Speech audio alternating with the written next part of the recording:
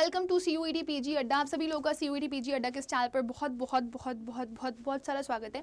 मुझे पता है आप में से कई सारे बच्चे बहुत ज़्यादा परेशान और पैनिक ज़रूर होंगे। CUET PG एग्जाम्स जो हैं वो हमारे सर पर हैं। 11 मार्च से पेपर शुरू है और हमारे पास टाइम भी बहुत कम बचा हुआ है। आपका ऑलमोस्ट 5-6 डेज निकल चुके हैं जनवरी के, और आपके पास ले दे करके अगर आप टाइम सोचो तो 50-55 दिन ही बचे हुए हैं जिनमें आपको प्रॉपर प्रिपरेशन करनी है। क्योंकि अगर हम मार्च के डेज जोड़ेंगे तो कोई फ़ायदा नहीं है, क्योंकि वो सिर्फ और सिर्फ आपके रिविजन डेज होते हैं। सो अब ये जो सिचुएशन होती है, हालांकि हम थोड़े से यहाँ पे शैतानियाँ या नालायकियाँ भी करते हैं कि हम लोगों ने नहीं पढ़ा और हम सडन पढ़ने के लिए आए, हमको लग रहा है कि हम सब कुछ पढ़ लें 2 महीने में, तो वो थोड़ा सा डिफिकल्ट भी हो जाता है। बट नथिंग इज इम्पॉसिबल, है ना, कुछ इम्पॉसिबल नहीं है। तो आपको करना क्या, आपको प्रिपरेशन करनी है CUET PG के लिए। आपको स्पेसिफिक कोड के लिए प्रिपेयर कर रहे होगे, कोई स्पेसिफिक टेस्ट पेपर के लिए प्रिपेयर कर रहे होगे, और आपने स्कोर करना है full out of full 300 out of 300। Now you want कि आप अच्छे से प्रिपेयर भी कर लो, आपका एग्जाम भी निकल जाए और किसी को पता भी ना चले, है ना, आप अच्छा स्कोर भी कर लो और आपका ड्रीम यूनिवर्सिटी आपको मिल जाए। सो ये सब कैसे होगा, how will all this happen, ये सब चीज़ें कैसे पॉसिबल है। सो मैं आज की इस वीडियो में आपको बताने वाली हूँ कि ये सब चीज़ें ना, ये it's not a rocket science also and it's not that a piece of cake also. Everything is possible अगर हमारे पास 3 चीज़ें होती हैं। तो एक तो विल पावर होनी चाहिए कि मेरे को क्लियर करना है, दूसरा मेरे पास कंसिस्टेंसी होनी चाहिए, मेरे को लगातार एफर्ट्स करने हैं, और तीसरी चीज़ मेरे को ये होना चाहिए मैं हार्डवर्क कर सकता हूँ, है ना। जिस दिन देखो 2 चीज़ें हमेशा याद रखना बेटा, 2 चीज़ें बहुत मैटर करती हैं। मैटर करता है आपका टाइम और दूसरा मैटर करता है आपकी एफिशिएंसी। आपको पता है आपकी एफिशिएंसी क्या है। अगर आपकी एफिशिएंसी बहुत ज़्यादा है तो आप लास्ट मोमेंट पर भी पढ़ाई करके अच्छे मार्क्स ला सकते हो, लेकिन अगर आपको पता है आपकी एफिशिएंसी कम है तो फिर आपको ज़्यादा टाइम देना पड़ता है। तो अगर आपको ये लग रहा है यार कोई बात नहीं, मैं पढ़ाई बहुत अच्छे से नहीं कर पाया तो क्या हुआ, लेकिन मैं एफिशिएंट बहुत हूँ और मैं लास्ट मोमेंट पे कम टाइम में एफिशिएंसी अपनी ज़्यादा बढ़ा करके अच्छे से काम कर सकता हूँ। लेकिन कुछ चीज़ें हैं जो हमें डिस्ट्रैक्ट करती हैं, कुछ चीज़ें हैं जिस पे हमें फोकस करना है, कुछ चीज़ें हैं जिनको हमें ध्यान भी रखना है कि हमें ये चीज़ें करनी है और ये चीज़ें नहीं करनी है। तो वो मैं आपको आज की इस वीडियो में बताने वाली हूँ। सबसे पहली और सबसे इंपॉर्टेंट चीज़ है ना, हमारे गूगल बाबा, हमारे फेसबुक जी, हमारे YouTube ji and so many sites on our phone, है ना। सो भैया they all are a kind of distraction। Confusion he confusion है, सॉल्यूशन का कुछ पता नहीं, ये वाला आपके साथ सीन रहता है।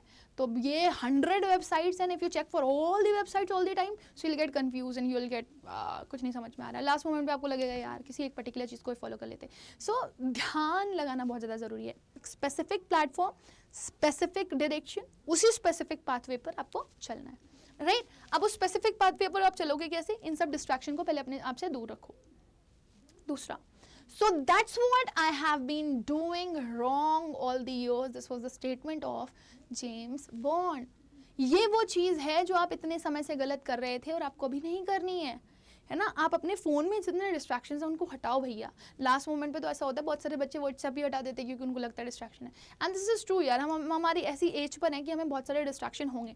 तो उन डिस्ट्रैक्शन, आपको क्या करना है, देखो, अगर आपको एक सेटल लाइफ चाहिए तो you must have a proper direction. तो वो डिस्ट्रैक्शन जब तक दूर नहीं होंगे तब तक एक डायरेक्शन आपको मिलेगी नहीं और आप अपने उस डेस्टिनेशन पर पहुंच ही नहीं पाओगे, राइट।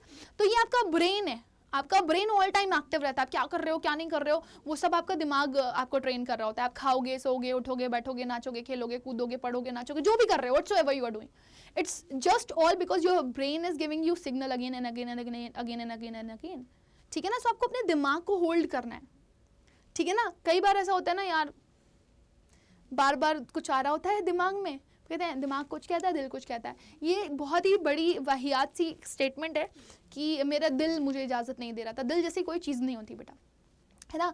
एवरी खुराफात, एवरी स्टूपिड थिंग और every good thing is done by our brain only, है ना। सो आपको दिल का से कोई लेना देना ही नहीं है। दिल अपना काम कर रहा है, वो ब्लड सर्कुलेशन कर रहा है, ठीक है ना। और दिल अगर काम करना बंद कर देता है ना बेटा आपका, तो आप पेस मेकर लगा करके उसको एडजस्ट कर देते हो। लेकिन अगर आपका दिमाग काम करना बंद कर जाए ना तो आप कुछ नहीं होते हो।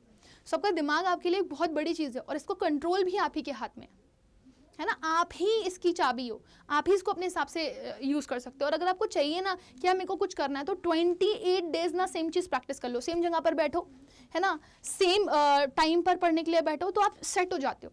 आप पढ़ाई करते रहो, जब तक आपके अंदर कंसिस्टेंसी है ना, लगातार लगे रहोगे तो आप कुछ ना कुछ इंप्रूव कर रहोगे। जिस दिन आप रुक गए उस दिन एवरीथिंग इज डेड। सो अपने दिमाग को 50 तरह की बातों से दूर रखो और अपने दिमाग को ट्रेन करो कि मैं जो कहूँगा वो तुम करोगे, है ना। अपने दिमाग को अपने ऊपर हावी मत होने दो, बल्कि खुद दिमाग के ऊपर हावी हो जाओ। 60 days or more than that, नहीं बचे हैं आपके पास, इससे कम ही दिन होंगे, ज़्यादा दिन नहीं होंगे, इसमें आप मोस्ट इफेक्टिव प्लान क्या बना सकते हो, अच्छी प्रिपरेशन कैसे कर सकते हो, वो हम लोग आज की इस वीडियो में डिस्कस करने वाले हैं। सो क्या क्या कर सकते हो? पहला तो प्रोक्रेस्टिनेशन करना छोड़ दो, क्योंकि tomorrow never comes and tomorrow never dies. ना कल कभी आता है और ना कल कभी मरता है। हम हमेशा ये बोलते रहते हैं कल करेंगे, कल करेंगे, कल करेंगे। एवरीबडी सेड कल करे सो आज कर, आज करे सो अब, पल में प्रलय होएगी, बहुरी करे सो कब, है ना। Sorry if I am wrong somewhere, but I just want to convey my same meaning कि भैया कल कभी नहीं आता, जो करना है आज ही कर लो, आज के बाद कभी नहीं कर पाओगे आप। Fine, next. तो how to make a study plan कैसे बनाओगे आप एक स्केड्यूल बनाओ, अपना खुद का आपका स्केड्यूल होना चाहिए, आपके पास क्या टाइम है। देखो कुछ बहुत सारे बच्चे ऐसे होंगे जो वर्किंग होंगे, कुछ होंगे नॉन वर्किंग होंगे, तो आपको पता है आप अपना एक डिसाइडेड प्लान बनाओ, आपको क्या पढ़ना है, कितने बजे पढ़ना है। सबसे पहले आपको ये पता होना चाहिए आप कौन से कोर्स के लिए प्रिपेयर कर रहे हो, उसके बाद आपको ये पता होना चाहिए उस कोर्स के लिए आपको क्या क्या पढ़ना है, और फिर उसके बाद अपना स्केड्यूल बनाओ कि इस पूरे हफ्ते आप क्या करने वाले हो। आपका जो अगले हफ्ते का स्केड्यूल है वो एक हफ्ते पहले ही तैयार हो जाना चाहिए, पूरा एक महीने का स्केड्यूल आप अपने पास बना करके रखो। सो एक प्रॉपर स्केड्यूल होना चाहिए, और ये स्केड्यूल आपका किस बेसिस पर होगा, आपकी कोर्स के बेसिस पर, कि कौन सा कोर्स चूज कर रहे हो आप और कौन से सिलेबस के लिए जा रहे हो, उसका सिलेबस क्या, इस हिसाब से आप अपना प्लानर बनाओ। And this planner must be of 1 month, ठीक है ना। और जब अगला महीना आने वाला हो तो एक महीने पहले ही उसका भी प्लानर बना करके रख लो। Plan enough time for each subject, ऐसा मत करना इसको कम टाइम दे देंगे, इसको ज़्यादा टाइम दे देंगे। आपको बहुत अच्छे से पता है कि सारे सब्जेक्ट्स आपके लिए इंपॉर्टेंट हैं, जो भी आप पढ़ रहे हो किसी पर्टिकुलर चीज़ के लिए। अब तो आपको ये भी अच्छे से पता है कि आपको जैसे किसी पर्टिकुलर सब्जेक्ट के लिए जाना है, सपोज इंग्लिश के लिए जाना है तो आपको एक ही चीज़ पढ़नी है, ठीक है। अगर आपको साइंस के लिए जाना है तो आपको एक ही चीज़ पढ़नी है, ठीक है। आपको जूलॉजी के लिए जाना है तो आपको ये वाली चीज़ पढ़नी है। MBA के लिए जाते हो तो मल्टीपल चीज़ें हो जाती हैं, ठीक है। कॉमन कोर्स के लिए जाते हो, COQP 11 और 12 के लिए जाते हो तो आपकी मल्टीपल प्लानर्स आ जाते हैं कि क्वांटिटेटिव एप्टीट्यूड पढ़नी है, रीजनिंग पढ़नी है, मैथ्स पढ़ना है, एंड सो, है ना। तो अगर मल्टीपल सब्जेक्ट है तो उन हर एक सब्जेक्ट के लिए टाइम निकालिए, और अगर एक पर्टिकुलर सब्जेक्ट है तो उसमें मल्टीपल टॉपिक्स होंगे जो बहुत लेंदी होंगे, तो आपको उन हर एक टॉपिक के लिए ईच टाइम डेडिकेट करना है। आपके पास जो डेडिकेटेड आवर होने चाहिए दिन भर के, आप कम से कम 6 से 8 घंटे निकालो, और 6 से 8 घंटे का डिवीजन आप करो फॉर ईच सब्जेक्ट। हर एक सब्जेक्ट को कम से कम 1.5 घंटा तो दो ही दो, बीच में गैप ले लो कोई बात नहीं, 15 मिनट का, if you want gap please take it, but 1.5 hour for each subject और टॉपिक, है ना, टॉपिक और subject as chosen by you. ये तो मस्ट है, ये मस्ट डू थिंग है, ये तो नेसेसरी है, आपको करना ही करना है। फिर आपने क्या करना है, study at the same time and the same place. This I have said earlier also कि बहुत मैटर करती है कि आप किस जगह पर बैठे हो और आप क्या किस समय पढ़ने के लिए बैठे हो। कई बार ऐसा होता है ना, कुछ लोग नाइट आउल होते हैं और कुछ लोग होते हैं अर्ली बर्ड्स, है ना। कुछ लोगों को दिन में पढ़ने में सही लगता है, कुछ लोगों को रात में पढ़ने में सही लगता है। कुछ लोगों के साथ बहुत प्रॉब्लम होती है कि जब वो किसी और जगह पर बैठ जाते हैं तो उनको कभी बैक पेन होने लगता है, कभी शोल्डर पेन होने लगता है। सो आप अपना एक जगह फिक्स कर लो कि जहाँ पर आप एकदम कंफर्टेबली बैठे हुए हो, है ना। फिर वो एकदम वहाँ का ऑरा ही ऐसा जनरेट हो जाता है कि यार यहाँ पे बैठोगे तो आपके मन में आएगा पढ़ना है मेरे को, है ना। और ये टाइम जो है मेरे पढ़ने का ही है ना। जैसे सुबह सुबह हम लोग क्या करते हैं, सुबह हम लोग उठ करके ब्रश करते हैं। अब दोपहर में थोड़ी कोई ब्रश करता हुआ दिखाई देता है, नहीं देता। रात में क्या करते हो, रात में मन करता है ना, हम जा रहे हैं, रात हो गई सोना है, तो रात में हमारे दिमाग में चीज़ होता है कि नाइट इज फॉर स्लीप। सो ये हमारा टाइम डिसाइडेड हो, कहाँ सोना है, बेड के ऊपर सोना है। ऐसा नहीं है किचन में जाके सो जाते हो, वॉशरूम में जाके सो जाते हो। सो क्योंकि वो आपकी आदत में बन गया होता है, और बिलीव मी जब आप अपनी आदत बना लेते हो तो वहाँ पे जो आपकी एनर्जी बॉडीज होते हैं ना वो वैसे ही वर्क कर रहे होते हैं। सो वो आपको खुद ही सिग्नल्स देते रहेंगे that you have to do, you have to do, you have to do, because your brain is train for that, है ना। वी थिंक हमारे अंदर मैजिकल पावर्स नहीं है, but we have, and this is the magical power कि हम लोगों ने अपने दिमाग में जो चीज़ स्टोर कर ली वो हमारा सबकॉन्शियस माइंड भी। साइंस कहती है कि 2 माइंड है, कॉन्शियस और अनकॉन्शियस, लेकिन अगर आप साइकोलॉजी के हिसाब से पढ़ोगे तो देयर इज अनदर माइंड जो सबकॉन्शियस होता है। जो भी आप चीज़ें अपने दिमाग में सोच लेते हो जो आपके ऊपर हावी हो जाती हैं वो आपके सबकॉन्शियस माइंड में स्टोर हो जाती हैं, और फिर वो आपको बार बार सिग्नल देती है डू डू डू डू डू डू डू डू डू। सो वो करो and utilise the odd hours. जिस समय आप अभी तक कुकिंग कर रहे थे, है ना, या फ्रेंड से मिल रहे थे, कॉल पे बातें कर रहे थे, तो जो आपके ऑड आवर्स हैं उनको निकालो, उनको यूटिलाइज करो। इन ऑड आवर्स में आप क्या कर सकते हो, छोटे छोटे क्विज दे सकते हो। अड्डा की ऐप पर आपको बहुत सारे फ्री ऑफ कॉस्ट क्विजेज मिल जाएंगे, वो दो, ठीक है ना। गूगल सर्च करो, गूगल पे आपको बहुत सारे, जैसे आपका कोई भी सब्जेक्ट है उससे रिलेटेड कुछ पर्टिकुलर टॉपिक है, उस टॉपिक को सर्च करो, उसके काफ़ी सारे क्वेश्चन और क्विजेज मिल जाएंगे, इनको यूज़ करो ना। ये सबसे मज़ेदार चीज़ होती है अपने ऑड आवर्स को यूज़ करना। फिर अपना जो स्टडी टाइम है उसको लिमिट कर लो कि इतनी देर मेरे को तो पढ़ना ही पढ़ना है। जैसे मैंने पहले भी कहा, आपके 6 to 8 आवर्स जो है ना, इससे ज़्यादा नहीं। कोई कहता है मैं 12 घंटे पढ़ता हूँ, 14 घंटे पढ़ता हूँ, दैट इज़ ऑल स्टूपिडिटी। भैया आपकी बॉडी, आपका शरीर है, अगर आप रेस्ट नहीं दोगे अपनी बॉडी को, आपका दिमाग खराब आएगा, फ्रस्ट्रेटेड रहोगे, एजिटेटेड रहोगे, हमेशा गुस्सा खुंसाए हुए रहोगे, है ना। सो इस स्टडी टाइम में आपको अपने लिए फूडिंग का प्रॉपर टाइम निकालना है, खाना और सोना। ये 2 चीज़ें अगर आपकी लाइफ में नहीं है ना, तो आप थोड़े से चिड़चिड़ा हो जाओगे। सो इसके लिए भी आपको इनफ और प्रॉपर टाइम निकालना है कि भैया इस टाइम पे मैं सोऊंगा।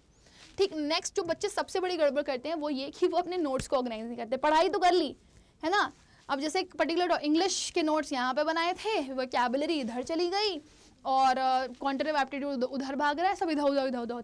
नहीं, not not not not. Exams के पहले जैसे 11 मार्च को पेपर है, तो अगर स्टार्टिंग के 10 दिन आपको रिविजन करना है, तो वो जो ऑर्गेनाइज नोट्स हैं आप उन्हीं से ही करो, क्योंकि जब आपके नोट्स ऑर्गेनाइज होते हैं तो it helps you in revision. Revision में आपको क्या मिल जाती है, हेल्प मिल जाती है।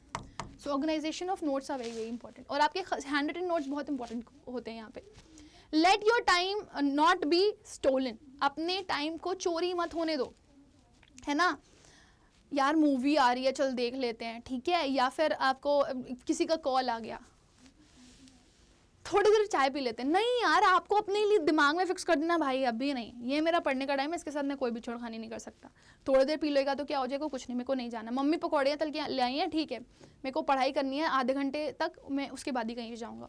सो वो अपना जो आपका टाइम है ना, जो आप सोचते हो यार 5 मिनट के लिए तो जाना है, वो 5 मिनट, एक मिनट बहुत क्रूशियल होता है बेटा।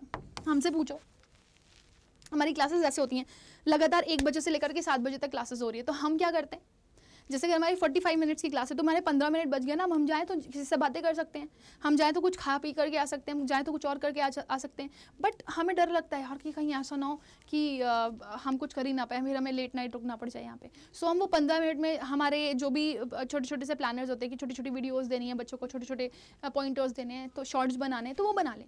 तो हम हमारे टाइम को बचाने की कोशिश करते हैं, ठीक है।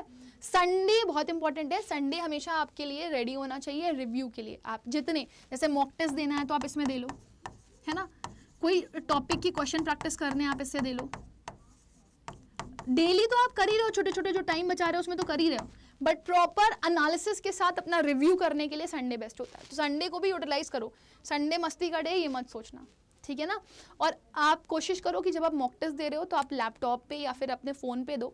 और बहुत अच्छा चीज़ होता है कि अगर आपको वही CUET का एग्जैक्ट पैटर्न वैसा ही exact up to the mark वैसा ही एकदम सेम टू सेम मिल जाए, है ना, तो वो आपको अड्डा प्रोवाइड करता है। अड्डा आपको सेम वैसे ही एकदम पूरा का पूरा टेस्ट पेपर प्रोवाइड करता है जैसे कि CUET बनाता है। सो वो हम आपको यहाँ पर देते हैं, तो आप उसको कोशिश करिए। स्पीड टेस्ट दे रहे हैं, मॉक टेस्ट दे रहे हैं, तो वो आप लैपटॉप पे दीजिए, फ़ोन पे दे दीजिए, वरना एक बार ना कैफेटेरिया ज़रूर चले जाइए ताकि आपको माउस का थोड़ा बहुत अंदाज़ा हो जाए। काफ़ी सारे बच्चों के साथ ये प्रॉब्लम होती है, they don't have the idea of mouse, है ना, तो उससे भी काफ़ी दिक्कत आती है जब आप देने जाते हो। तो कोशिश करना कि अगर हफ्ते में 1 आध बार चले जा रहे हो कैफेटेरिया और माउस पे हाथ सेट कर ले रहे हो, या घर में लैपटॉप है माउस है तो उस पर हाथ सेट कर ले रहे हो, so it would be easy for you कि वहाँ पे आप पेपर अटेम्प्ट करोगे और आपका टाइम बर्बाद नहीं होगा, ठीक है। अच्छा, हमारे पास बैजेस हैं, उसमें बहुत सारे अपॉर्चुनिटीज़ आपको मिलती हैं। बच्चे के साथ सबसे बड़ी प्रॉब्लम ये होती है, मैम मैं पढ़ तो लूँगा, मैंने सब डिसाइड कर लिया, प्लानर भी बना लिया, लेकिन अब पढ़ूँ क्या, कैसे पढ़ूँ, कितना पढ़ूँ। तो उसके लिए हम आपके लिए यहाँ पर हैं, हम आपको क्लासेस प्रोवाइड करते हैं जिसमें लाइव और रिकॉर्डेड क्लासेस के साथ साथ हम 1000 से ज़्यादा बच्चों को क्वेश्चन की प्रैक्टिस देते हैं। डेली कोर्सेज प्रोवाइड करते हैं जो कि फ्री ऑफ कॉस्ट होते हैं। बच्चों को टीचर्स के हैंड रिटन PDF नोट्स मिलते हैं जिससे वो मोटी मोटी बुक्स को लेकर के परेशान ना हो, limited come to the mark चीज़ें पढ़ लें, ठीक है ना। प्लस यहाँ पर आपको करंट अफेयर सेक्शन भी मिल जाता है। अगर आप किसी कॉमन पेपर के लिए प्रिपेयर कर रहे हो जिसमें करंट अफेयर आता है, तो रोज़ के रोज़ आपको 10 न्यूज़ 12 न्यूज़ पढ़नी होती हैं जो इंपॉर्टेंट होती हैं, तो वो इंपॉर्टेंट खास न्यूज़ आपको यहाँ पर मिल जाती हैं। प्लस 25 मॉक टेस्ट आपको हर एक सब्जेक्ट से रिलेवेंट मिल जाते हैं, हर एक टॉपिक से रिलेटेड मिल जाते हैं। So that is quite interesting and amazing also. हमारे पास बैजेस अवेलेबल हैं। बैजेस का प्राइस आपको 7,299 रुपीज़ दिखेगा, बट चाहे लैंग्वेज का, हर बैच का प्राइस यही है 7,299। 6 जन से ये स्टार्ट भी हो रहा है, तो आपको बैचेस के प्राइस बहुत महंगे महंगे दिखाई देंगे 7,299 7,299, बट क्योंकि हमारा जनवरी स्टार्ट हुआ है, न्यू ईयर ऑफर्स चल रहा है, तो न्यू ईयर ऑफर पे सब कुछ सस्ता हो चुका है। देखो हमारे पास 12 भी है, 11 भी है, इंग्लिश लिटरेचर भी है, हिंदी लिटरेचर भी है। सो इसके लिए आपको करना क्या है भाई, गूगल पे जाओ, गूगल बाबा जिंदाबाद, गूगल बाबा जिंदाबाद, है ना। सो गूगल बाबा पे गए आप, जैसे ही आप गूगल बाबा जाओगे आपको अड्डा 24/7 की आपको सर्च करना, भाई सर्च कर लो, बहुत इंपॉर्टेंट है ये बात। यहाँ पे आए, ठीक है ना, ऑल कोर्सेज पे गए, UG PG पे गए।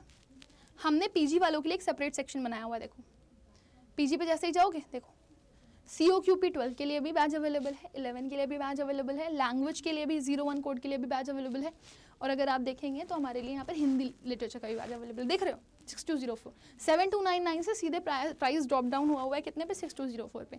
हम बस ये चाहते हैं लास्ट 2 मोमेंट्स में जितना बच्चा अफोर्डेबल पढ़ाई कर सकता है करे, और बिल्कुल डायरेक्शन में करे, बेहतर से बेहतर टीचर हमने प्रोवाइड किए, आपके सीनियर्स को वो ऑलरेडी ड्रीम यूनिवर्सिटी पहुंचा चुके हैं। सो अगर आपको यहाँ से पढ़ना है, गो फॉर दिस, मतलब कोई भी आपको जो भी रैंडम पेपर के लिए प्रिपेयर करना है। फीचर्स में ऑलरेडी आप लोगों को बता चुकी हूँ, जाओ इधर बायलिंगुअल, बाय नाउ पे अच्छा और सस्ता चाहिए और थोड़ा सा डिस्काउंट ले लो, Y484 कोड यूज़ कर लेना। आप कुछ भी खरीदते हो, मॉक टेस्ट खरीदते हो या फिर बैच खरीदते हो, उस पर आप कोड यूज़ कर लोगे Y484, तो आपको मैक्सिमम डिस्काउंट यहाँ पर मिल जाएगा। सो ये कोड बहुत इंपॉर्टेंट है बेटा। खाली अगर आपको नहीं, आपको लगता है कि आप पढ़ अपने आप से लोगे, खाली आपको क्वेश्चन प्रैक्टिस करने की ज़रूरत है, so go for this. Mock test भी आपको मिल जाएंगे, ठीक है। सो Y484 रुपीज़ में 6058 रुपीज़ का आपको बैच मिल जा रहा है पूरा कंप्लीट। पढ़ा भी रहे हैं टीचर्स, क्वेश्चंस भी प्रैक्टिस करवा रहे हैं आप लोगों को, मॉक टेस्ट भी आपको इसमें मिल रहे हैं, ठीक है ना, PDF नोट्स भी मिल जा रहे हैं आपको। इसी के साथ साथ अगर कोई बच्चा ऐसा है जिसको मतलब ये लग रहा है कि यार मेरे को ना मॉक टेस्ट चाहिए, सो देखो नीचे ये मॉक्स अवेलेबल है, 424 का जनरल पेपर, 12 का, 11 का, है ना, इंग्लिश, लैंग्वेज, रीजनिंग, देखो कितना चीप रेट्स में मिल रहा है। Suppose I have to go for this, 424 का है ना, just let me check, Y484 मैंने कोड यूज़ किया मॉक टेस्ट के लिए, ठीक है। जैसे अप्लाई किया देखो 484 रुपीज़ का था, 414 रुपीज़ का मुझे ये मिल जाएगा। सो ये कोड बहुत इंपॉर्टेंट है बेटा, इस कोड को जरूर याद रखना, right. So now let me end this session, will meet again, तब तक के लिए bye bye, take care, God bless you all. I hope कि मैंने आप लोगों को इनफ मोटिवेट कर दिया होगा और आप लोग अपनी प्रेपरेशन को बहुत अच्छे से कम टाइम में भी कर सकते हो, इस चीज़ की टेंशन छोड़ दो कि नहीं होगी। Thank you.